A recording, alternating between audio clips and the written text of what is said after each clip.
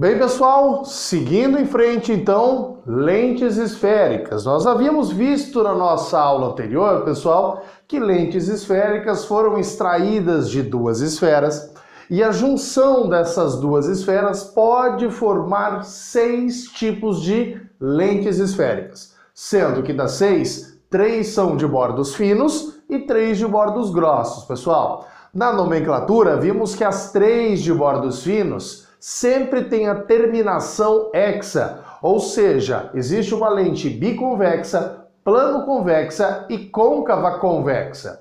Já de bordos grossos, a nomenclatura possui a terminação sempre ava. Das 3, então, era bicôncava, plano-côncava e convexa-côncava. Fechamos a nossa aula dizendo, pessoal, algo importantíssimo para vocês. Você não pode afirmar que qualquer uma dessas 6 lentes tem um comportamento óptico divergente ou convergente sem saber o índice de refração da lente e o do meio em que essa lente está imersa. É muito importante a memorização daquele quadro anterior, tá, gente? Agora a gente vai mostrar para vocês o comportamento óptico, que nós citamos na aula passada, pode ser convergente ou divergente. Qualquer uma daquelas 6 lentes pode ser convergente, dependendo do índice de refração dela com o meio que ela está imersa, ou qualquer uma das 6 lentes pode ter o comportamento divergente. Mais uma vez, dependendo o meio em que essa lente vai estar imerso, pessoal. A que possui comportamento óptico convergente, nós possuímos alguns pontos aqui, gente. O primeiro passo é memorizar. Não são 2 esferas, pessoal, que foi extraídas lentes esféricas? Então nós temos repetição dos pontos de ambos os lados daquela lente. Mas, olha só como eu começo o meu desenho. Essa nomenclatura eu vou estabelecer vindo à luz da esquerda para a direita, pessoal. Ó, da esquerda para a direita. Se fosse da direita para a esquerda, esses termos iam se inverter. Então, muita atenção quanto a isso. O ponto onde o diâmetro das 2 esferas, pessoal, que nós chamamos de eixo principal, intercepta a lente, em espelhos nós chamávamos de vértice. Em alguns exercícios, principalmente da UEM, ainda chamam, mesmo em lentes esféricas, de vértice. Porém, o nome pessoal, a rigor, é centro óptico. O centro óptico, então, é o ponto onde o eixo principal intercepta a minha lente. Lembra que elas foram extraídas, pessoal, de esfera, e cada uma das 2 esferas possui o seu centro de curvatura, o centro da esfera. Mas agora não chamamos mais de centro de curvatura. Nós chamamos, então, esse ponto de ponto antiprincipal da esfera 1 e ponto antiprincipal da esfera 2. É o mesmo centro da esfera que nós vimos em espelhos esféricos, só que agora duplicado, porque a lente foi extraída de 2 esferas. Se a luz vem da esquerda para a direita, esses pontos nós denominamos como sendo pontos objeto. Então, pessoal, aqui é um ponto antiprincipal objeto, eu coloquei a nomenclatura aqui já. E se a luz vem de lá, na convergente, aqui é um foco objeto, ó, que eu coloquei aqui. Já após a refração da luz, pessoal, pela lente, vai ter contato com os elementos da outra esfera, que vai ser foco, imagem, que eu já coloquei, e aqui ponto antiprincipal, imagem. Mas olha a diferença para a lente divergente. Se a luz vem na mesma direção e sentido que veio na situação de convergente, aqui os pontos antiprincipal e o foco são imagem. E depois da refração, o foco e o ponto antiprincipal são objeto. Reparem então que a classificação no eixo X é diferente para as 2 lentes, pessoal. Sendo assim, nós podemos afirmar que uma lente, tanto sendo convergente quanto divergente, possui foco-objeto e foco-imagem de naturezas contrárias. Um é real e o outro é virtual, pessoal. As lentes esféricas possuem tanto os focos reais quanto focos virtuais, o que era diferente em espelhos. Lembra que espelho côncavo possui um foco só real e espelho convexo possui um foco só virtual? Aqui lentes não. Foco real, foco virtual. Foco virtual, foco real, pessoal. Muita atenção. Uma lente possui focos tanto com naturezas reais quanto com naturezas virtuais. Mas por que nós chamamos de convergente? E por que a simbologia de uma lente convergente, pessoal, é uma reta com seta para fora? Essas setas representam prismas. E uma lente convergente tem o mesmo comportamento óptico que dois prismas ligados pelos lados, pessoal. O que a lente convergente vai fazer é a mesma coisa que faria dois prismas ligados pelos lados, ó. É como se eu pegasse esses dois aqui, juntasse e formasse aqui. Já uma lente divergente, repara, é como se fosse seta para dentro que a gente fala, não é? Mas a rigor é porque se comporta como dois prismas ligados pelo vértice. É assim que nós os utilizamos para a simbologia de lente tanto convergente quanto divergente. Agora vamos dar o sinal ao nome, né, pessoal? Ou seja, jogar os raios de luz e ver o que acontece com uma lente convergente ou divergente. Em cima desses raios que nós vamos fazer todas as imagens possíveis de um objeto diante das lentes, pessoal. Vamos lá? O primeiro raio notável numa lente convergente, pessoal, eu vou fazer em azul. É aquele que vem paralelo ao nosso eixo principal, refrata na lente e converge passando pelo foco. Converge para o foco, pessoal. Esse é o primeiro raio notável. Basicamente é esse que dá nome à lente. E na lente divergente? O primeiro raio vem paralelo, assim como veio na situação anterior, mas após a refração, ele diverge, pessoal. Diverge, ó, deixando seus prolongamentos pelo foco. Por isso que o foco-imagem tem natureza virtual, pessoal. Lembra onde os prolongamentos dos raios refratados se interceptam gerava uma imagem de natureza virtual? Aqui é um foco de natureza virtual. Esse é o primeiro raio, pessoal, o que basicamente difere as duas lentes e dá nome a ela. Nós também vamos ter os outros raios notáveis. Um que passa pelo centro óptico. Esse, pessoal, é igual ao outro aqui, ó. Não havia colocado, pontuou aqui, né? Mas é um raio que passa, todo raio que passa pelo centro óptico, ele refrata sem sofrer desvio perceptível a olho nu. Então, em ambas as lentes, o comportamento dele é o mesmo. Este é o segundo raio notável. E onde esses dois raios notáveis se interceptar, pessoal, já nasce a imagem. Porém, tem um terceiro raio que é pouco utilizado, mas é o raio que a gente passa pelo centro óptico. Se você decidir, pessoal, vou fazer em preto, tá? Um raio aqui, ó, passando pelo centro óptico.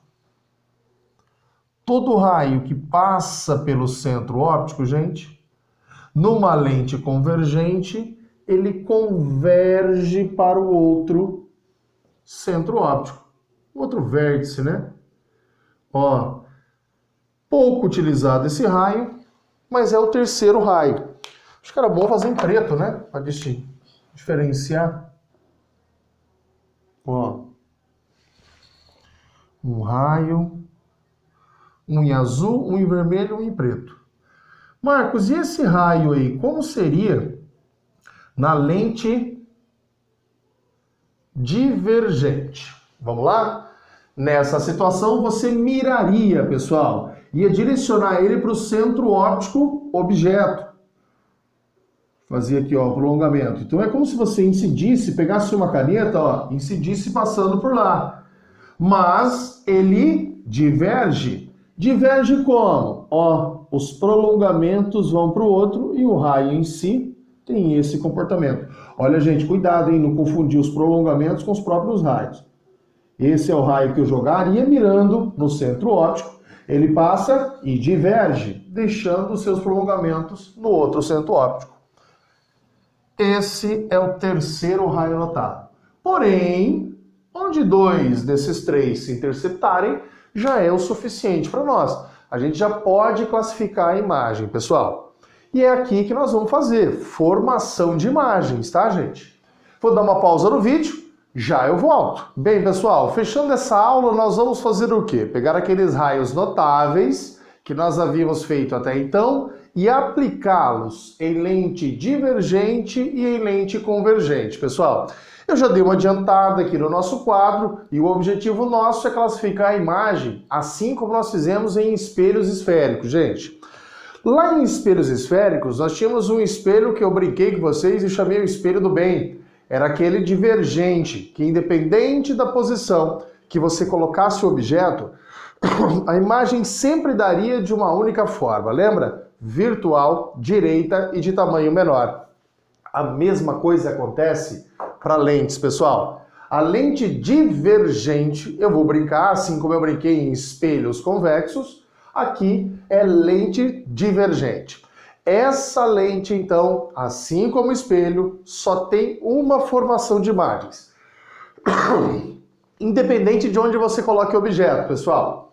Mas eu tenho que utilizar dos raios notáveis que nós fizemos até então em lente divergente. Lembra o primeiro? Vem paralelo ao eixo principal, diverge deixando os seus prolongamentos no foco, pessoal. Qual foco? No foco imagem. O segundo raio notável era aquele que você jogava no centro óptico, pessoal. E todo raio, depois de refratado, deixa para trás os seus prolongamentos. Gente, olha onde se cruzou os prolongamentos desse lado. Cruzou bem desse pedaço. Nossa, vai dar uma mini imagem. Eu vou fazer uma seta aqui, tá, gente? Ó. Representando a imagem dessa vela aqui. E como nós vamos classificar essa imagem, gente? Que eu fiz uma seta aqui. Se é formada pelo prolongamento, pelo cruzamento, a intersecção do prolongamento, dizemos que essa imagem possui uma natureza virtual. A orientação dela em relação ao objeto é direita. Ambas estão acima do eixo Y positivo. Então a imagem é direita. E o tamanho dela, pessoal, um tamanho lógico, menor, né? Eu fiz aqui no meu desenho tão menor que eu tive que fazer uma seta para representar aquela vela. A ideia é que dá igualzinho espelho esférico, gente. Lentes esféricas se aproximam dos desenhos que nós fizemos em espelhos esféricos. Uma lente divergente, assim como um espelho convexo, só possui imagem virtual, direita e de tamanho menor. Espelho côncavo e lente convergente é o mesmo raciocínio. Só que o fenômeno que separa lentes de espelho, né, gente, é que espelho era reflexão e lentes refração. Deixei um aqui para a gente fazer e os outros só para a gente classificar, gente. Na lente convergente, nós jogávamos o raio diferente do que nós jogávamos aqui na divergente, lembra? O primeiro raio notável, pessoal, vem paralelo, só que ele converge passando pelo foco. Não está nada paralelo aqui, né? O primeiro raio, então, a gente joga ele paralelo ao eixo principal, bate e converge passando pelo foco. Ele passa aqui linha reta, tá, gente? O mais linha reta possível. A gente é acostumado com quadro de giz, pessoal. E o quadro de giz quadriculado fica mais fácil para nós, né? Como era o segundo raio, pessoal? Assim como eu fiz em todos os outros desenhos, é aquele que passa pelo centro óptico sem sofrer desvio. Onde esses raios se interceptam é que nasce a imagem. Vou fazer uma seta aqui também, tá, pessoal? Uma seta, ó. Então a imagem desse objeto eu fiz com uma seta para combinar como eu tinha feito aqui. Mas olha como que deu a classificação. Aqui são os próprios raios refratados que se interceptam, gente. Então a natureza da imagem, toda vez que você bota um objeto antes do ponto antiprincipal objeto, ela tem uma natureza real. A imagem é formada pelo cruzamento, intersecção dos próprios raios refratados. E a orientação, objeto para cima e imagem para baixo, ela é invertida. E o tamanho dela, dimensão, pessoal, é uma dimensão menor que o próprio objeto. Olha os outros casos, como a dimensão vai dar algo diferente, pessoal. Nesse outro caso, eu trouxe o objeto mais próximo. Mais próximo quanto, Marcos? Exatamente em cima do centro óptico. A imagem que eu fiz aqui com desenho vazio, tá? É natureza real, porque são os próprios raios refratados que se interceptam.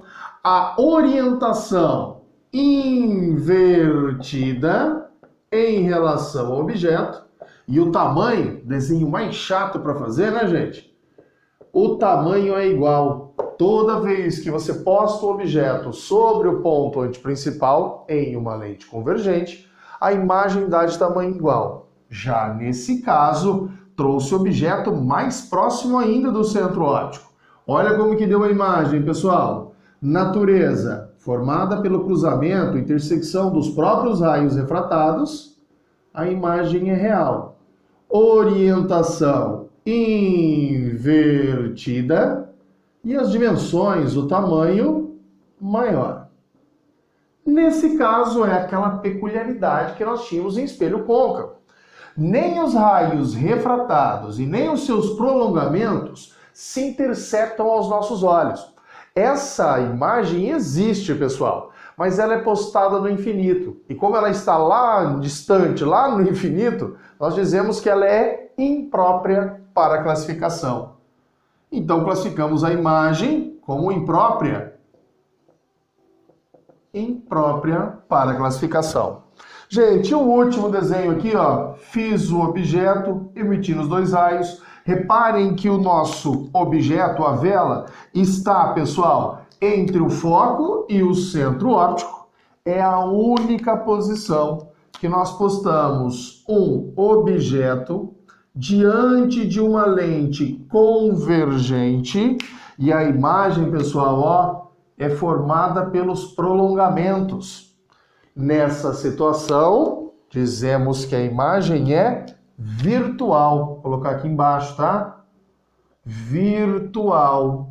Orientação, ela é direita em relação ao objeto. Direita. E o tamanho, pessoal, as dimensões é maior. Galera, assim então a gente fecha mais essa aula ali. Agora nosso intuito, fazer conta. Com qual objetivo? O mesmo dessa aula, classificar a imagem. Até daqui a pouco.